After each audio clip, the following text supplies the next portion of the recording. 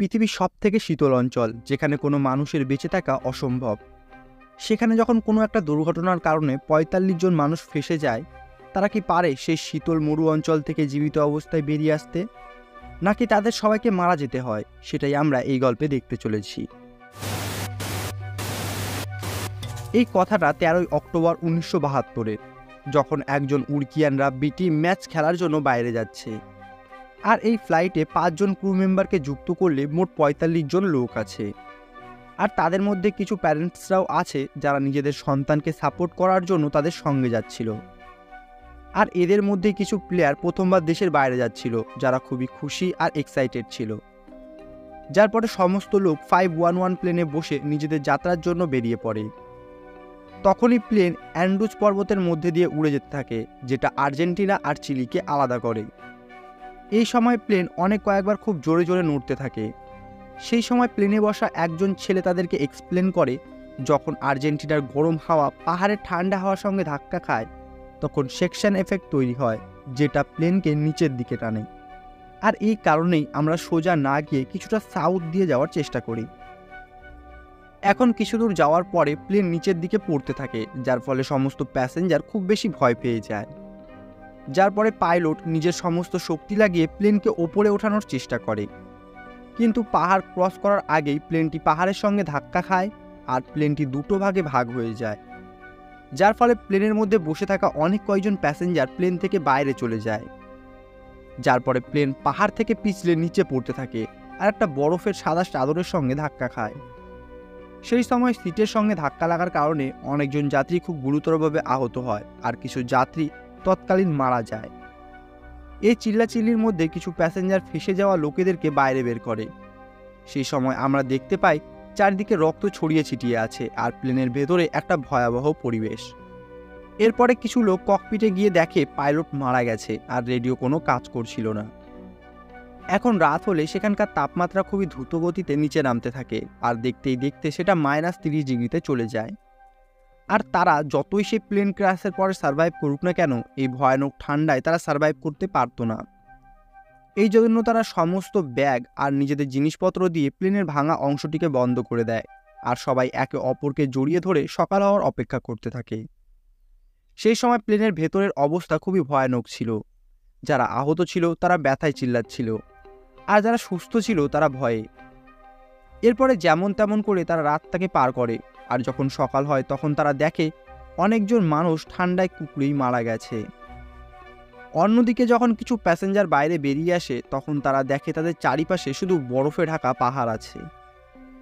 আর এরকম পরিস্থিতিতে তারা যদি কিছু না করে তাহলে তারা মারা যাবে। এই জন্য কিছু প্যাসেঞ্জার প্লেনের মধ্যে থাকা সিটগুলোকে বাইরে বের করে দেয় আর প্লেনের ভেতরে জায়গা বাড়ায়। যার পরে যারা সেখানে আহত ছিল তাদেরকে বাইরে রোদে নিয়ে আসা হয়। তাদের মধ্যে একজন প্যাসেঞ্জার সমস্ত খাবার জিনিসগুলোকে এক জায়গায় করে আর সেগুলোকে একটা সুটকেসের মধ্যে ভরে রাখে, কারণ যতক্ষণ বাইরে থেকে কোনো সাহায্য আসে না ততক্ষণ তাদেরকে এই খাবারগুলোকেই খেয়ে সার্ভাইভ করতে হতো। এখানে আমরা জানতে পারি সেই প্লেনের দুর্ঘটনায় 11 জন মানুষ এতক্ষণে মারা গিয়েছিল, যাদের বডিকে বের করে তারা অন্য একটি সাইডে রেখে দেয়। তখনই তারা তাদের ওপর দিয়ে প্লেন যাওয়ার আওয়াজ শুনতে পায়, যারা হয়তো তাদেরকে খুঁজতেই এসেছিল। এই জন্য সবাই জোরে জোরে সাহায্যের জন্য চিল্লাতে থাকে, কিন্তু রেস্কিউ টিম তাদেরকে দেখতেই পায় না।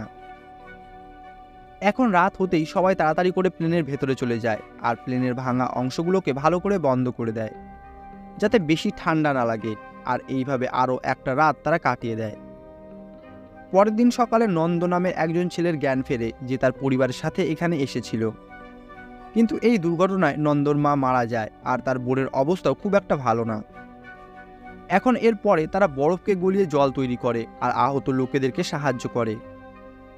তার সাথেই এরা সবাই কিছু সুটকেসের সাহায্যে বড় এগস বানিয়ে নেয়, যাতে সেখান থেকে যাতায়াত করা প্লেন তাদেরকে দেখতে পায়। তখনই আরও একটি প্লেন সেখান থেকে উড়ে যায়, তাই সবাই কাচের সাহায্যে তাদের নজরকে নিজেদের দিকে করার চেষ্টা করে। আর তারা ভাবে হয়তো সেই লোকেরা তাদেরকে দেখে ফেলেছে, এই জন্য তারা সবাই খুশিতে নাচতে থাকে। কিন্তু সন্ধ্যা হবার পরেও কেউ তাদের সাহায্যের জন্য আসে না, এই জন্য তারা মন খারাপ করে আবারও প্লেনের ভেতরে চলে যায়। এখন পরের দিন সকালে নোভা বলে, আমাদেরকে কোনো রকম করে ওই রেডিওকে চালু করতে হবে আর তাদেরকে বলতে হবে আমরা এখনও জীবিত আছি। কিন্তু বিপদের কথা হলো প্লেনের ব্যাটারি পেছনের অংশে ছিল, যেটা ভেঙে আলাদা হয়ে গিয়েছিল। এই জন্য তাদের সবাইকে প্রথমে ওই ব্যাটারিটিকে খুঁজে বের করতে হবে। তাই 4 জন সার্ভাইভার পাহাড়ের ওপরে চড়তে থাকে। এরপরে যখন তারা আরও কিছুটা ওপরে যায়, তখন তারা জানতে পারে সেখান থেকে তো তাদের প্লেনকে দেখাই যাচ্ছে না। মানে যদি রেস্কিউ টিম তাদেরকে বাঁচাতেও আসে, তবে তাদেরকে দেখতেই পাবে না। তখনই পাহাড় থেকে বরফ ভেঙে নিচে পড়তে থাকে, যেটা দেখে তারা 4 জন আবারও প্লেনের কাছে চলে আসে। এখন তাদের এখানে আটকে থাকা 6 দিন হয়ে গিয়েছিল, আর তার সাথেই সমস্ত খাবার জিনিসপত্রও শেষ হয়ে গিয়েছিল। তখনই নন্দ বলে, আমি বেঁচে থাকার জন্য ডেড বডি পর্যন্ত খেতে পারবো, কারণ জীবন বাঁচানোর জন্য আমার কাছে এটাই একমাত্র রাস্তা আছে। কিন্তু সবাই এই কথায় রাজি হয় না। তবে তাদের মধ্যে কিছু লোক নিজের খিদাকে নিয়ন্ত্রণ করতে পারে না, তাই তারা সিগারেট আর সুলেসকে খেতে থাকে, যার ফলে তাদের মধ্যে কিছু সার্ভাইভার কালো পেচ্ছাপ করে। এখন এখানে তাদের মধ্যে 17 জন লোকই বেঁচে ছিল, কিন্তু নন্দর বোন যে খুবই অসুস্থ ছিল, সে সার্ভাইভ করতে পারে না আর 8ম দিনে নিজের শরীর ছেড়ে দেয়। এখন এইভাবেই দেখতে দেখতে 21টা দিন পার হয়ে যায়, আর এই সময়ের মধ্যে তাদেরকে অনেকগুলো বরফের ঝড়ের সম্মুখীন হতে হয়। কিন্তু এখন তারা আর নিজের ক্ষুধাকে নিয়ন্ত্রণ করে রাখতে পারছিল না। সেই সময় তাদের মধ্যে থাকা একজন অসুস্থ প্যাসেঞ্জার বলে, আমার মারা যাওয়ার পরে তোমরা আমার মৃতদেহকে খেতে পারো, যাতে তোমরা বেঁচে থাকতে পারো। যার পরে আরও কিছু মানুষ এরকম কথাই বলে, আর বাইরে পড়ে থাকা মৃতদেহগুলোকে খেতে থাকে। যদিও কিছু মানুষ নিজের খিদাকে নিয়ন্ত্রণ করে রেখেছিল, তাদের বলার ছিল এমনটা করা পাপ, আর এই জন্য আমরা পরে শাস্তিও পেতে পারি। কিন্তু খিদা এতটাই বেড়ে গিয়েছিল যে সবাই এখন পাগল হয়ে গিয়েছিল। আর যারা খাচ্ছিল না, তারা এই আশাতেই ছিল যে বাইরে থেকে তাদেরকে বাঁচাতে কেউ না কেউ খুবই তাড়াতাড়ি আসবে। সেই সময় একজন সার্ভাইভার বরফের নিচ থেকে একটা সুটকেস পায়, যেটা খুললে সেখানে তারা একটা রেডিওকে দেখতে পায়। যার পরে তারা সবাই অনেক কষ্ট করে সেই রেডিওটিকে ঠিক করে। যার পরে তারা নিউজ চ্যানেল থেকে জানতে পারে ধ্বংস হয়ে থাকা প্লেনকে 10 দিন ধরে খোঁজা হয়েছিল, আর 86টি রেস্কিউ অপারেশন করা হয়েছিল, কিন্তু প্যাসেঞ্জারদের কোনো খোঁজ খবর পাওয়া যায়নি। আর তাই প্লেন ধ্বংসাবশেষের খোঁজার কাজ বরফ গলে যাওয়ার পরে শুরু করা হবে। মানে সেখানকার সরকারের বিশ্বাস হয়ে গিয়েছিল যে প্লেন দুর্ঘটনায় সমস্ত লোক মারা গিয়েছে, কারণ এই অ্যান্ডিজ পাহাড়ে আজ পর্যন্ত 24টি প্লেন ধ্বংস হয়েছে, কিন্তু এখনও কেউ বেঁচে ফিরতে পারেনি। এখন এই খবর শুনতেই তারা সবাই খুব খারাপভাবে ভেঙে পড়ে, আর এখন তাদের বেঁচে ফেরার সমস্ত রাস্তা বন্ধ হয়ে গিয়েছিল। তাই সবাই বেঁচে থাকার জন্য বাধ্য হয়ে ডেড বডিগুলোকেই খেতে থাকে, শুধুমাত্র নোমাকে ছাড়া। এখন তাদের এখান থেকে বেঁচে ফেরার একটাই রাস্তা ছিল, তারা যেমন তেমন করেই হোক প্লেনের পেছনের অংশকে খুঁজে বের করুক, যার মধ্যে ব্যাটারি আছে। যার পরে তাদের মধ্যে আরও 4 জন প্যাসেঞ্জার আবারও ওই প্লেনের ভাঙা অংশকে খুঁজতে থাকে। তখনই তারা আরও 6 জন লোকের মৃতদেহকে খুঁজে পায়, যারা প্লেন ধ্বংসের সময় বাইরে পড়ে গিয়েছিল। কিন্তু তাদের কাছে এই প্রচণ্ড ঠান্ডার হাত থেকে বাঁচার কোনো রকম রাস্তা ছিল না, তাই সবাই ঠান্ডায় জমে মারা গেছে। তাই ওই 4 জন তাদেরকে সেখানেই কবর দিয়ে দেয়, আর আবারও ব্যাটারির সন্ধানে সামনে এগিয়ে যায়।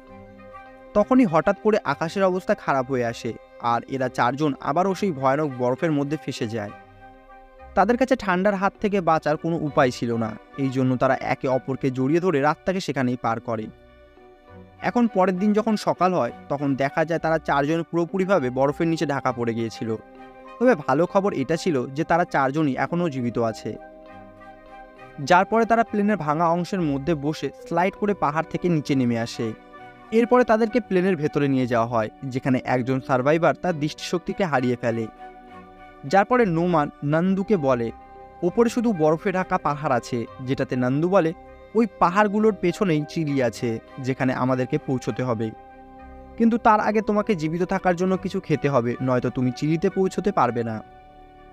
এখন 17 দিনে আমরা দেখতে পাই বাইরে প্রচণ্ড বেশি তুষারঝড় চলছে, যার কারণে 5 দিন ধরে সবাই প্লেনের ভেতরে আটকে আছে। তাই টাইম পাস করার জন্য তারা নিজেদের মধ্যেই শায়েরি বলতে থাকে, আর সবাই একে অপরকে খুব বেশি এন্টারটেইন করে। তখনই হঠাৎ করে একটা ইভালাঞ্চ এসে তাদের প্লেনে লাগে, আর খুশির সেই মুহূর্তটা দুঃখের স্বপ্ন হতে বেশি সময় লাগে না। এখন পুরো প্লেন বরফে ঢাকা পড়ে গিয়েছিল, সবাই সেই বরফের নিচে চাপা পড়ে গিয়েছিল। যার পরে কিছু লোক কোনো রকমে বাইরে বেরিয়ে আসে, আর বাদবাকি লোকেদেরকে বাইরে বের করতে সাহায্য করে। কিন্তু এখনও কিছু লোক বরফের নিচেই চাপা পড়েছিল, যাদের মধ্যে লিলিয়ান নামের একজন মেয়ে বাইরে বের হবার আগেই নিজের শরীর ছেড়ে দেয়। তবে বিপদ তখনও কাটেনি। সেই সময় আরও একটা ইভালাঞ্চ চলে আসে আর তারা আরও একবার বরফের নিচে চাপা পড়ে যায়। তাই তারা প্লেনে একটা ফুটো করে অক্সিজেন নেবার জায়গা বানায়। তার কিছুক্ষণ পরে গোনাগুনি করলে জানা যায় এই ঘটনায় আরও 8 জন সাথীকে তারা হারিয়ে ফেলেছে। অন্যদিকে তারা 6 দিন ধরে খাওয়া দাওয়া করেনি আর খিদা এখন ধৈর্যের বাইরে চলে গিয়েছিল।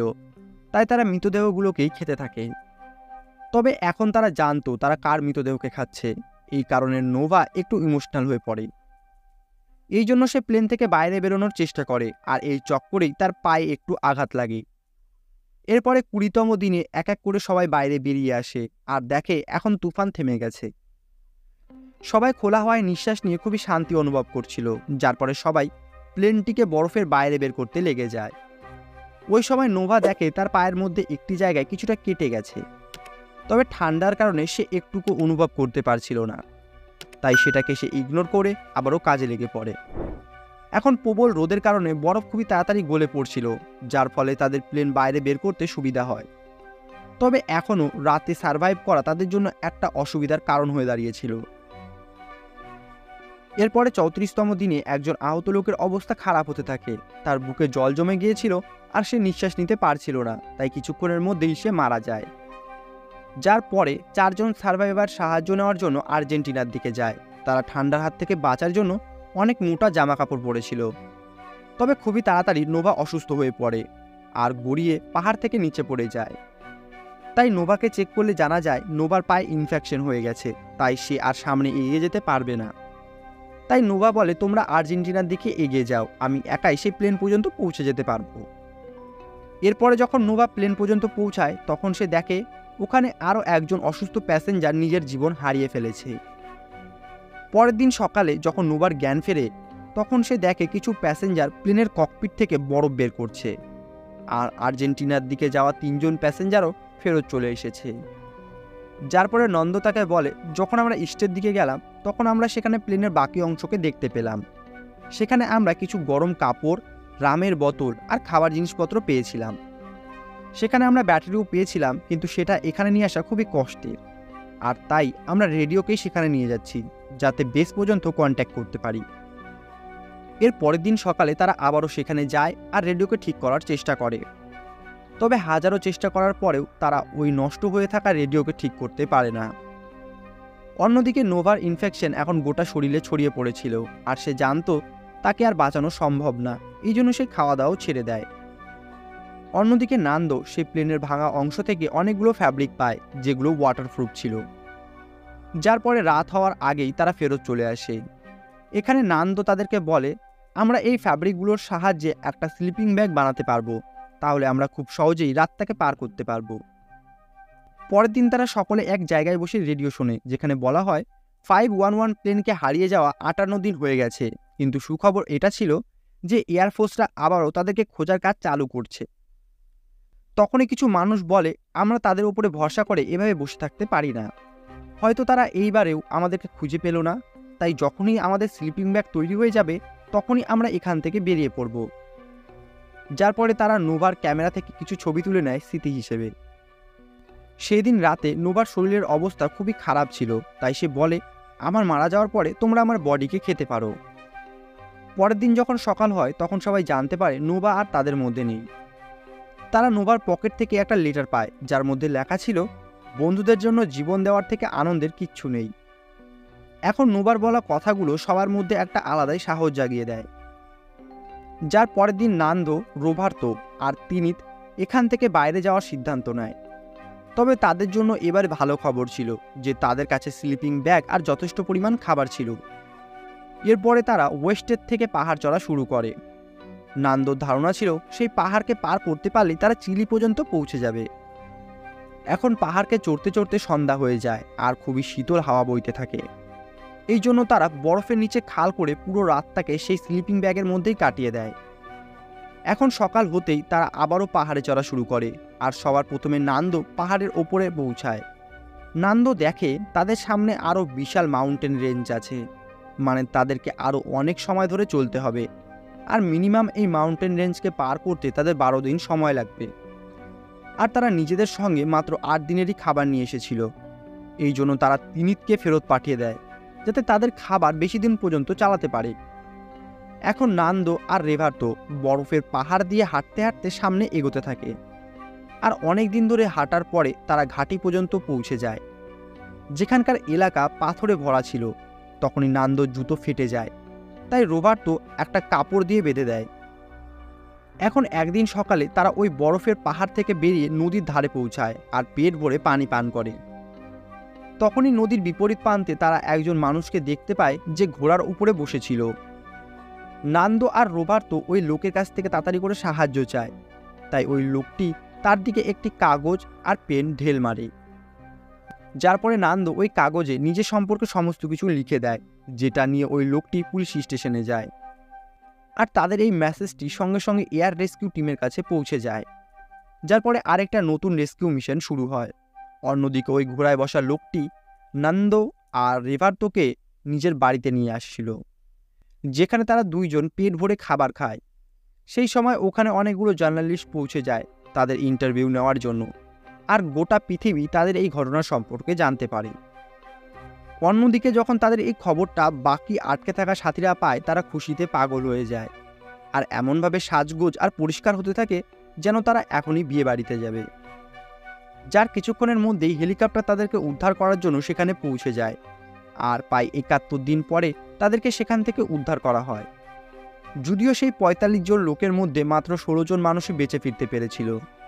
যখন তাদেরকে ফেরত নিয়ে আসা হয়, তখন তাদের পরিবার সেখানে আগে থেকেই তাদের অপেক্ষা করছিল, যারা তাদেরকে দেখে খুব খুশি হয়।